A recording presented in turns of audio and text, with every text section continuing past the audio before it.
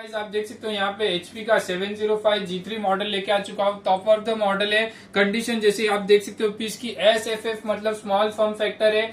9 generation model आ जाएगा। 8 GB का DDR4 का रैम है। 4 GB का ऑनबोर्ड ग्राफिक्स कार्ड है। 64 GB तक रैम सपोर्टेबल है। इसमें 2 हार्ड डिस्क लगे हुए हैं। एक तो 320 GB की नॉर्मल हार्ड डिस्क है प्लस 128 का NVMe SSD हार्ड डिस्क भी लगा हुआ है। रेडी स्टॉक्स अवेलेबल है। क्वांटिटी बल्क में है। प्राइस भी बहुत चीपर रखा हुआ है। 4000 रुपीज ऑफ रखी हुई है। वीडियो देखने के बाद तुरंत कांटेक्ट कीजिए। मेरा नंबर है 9969284912।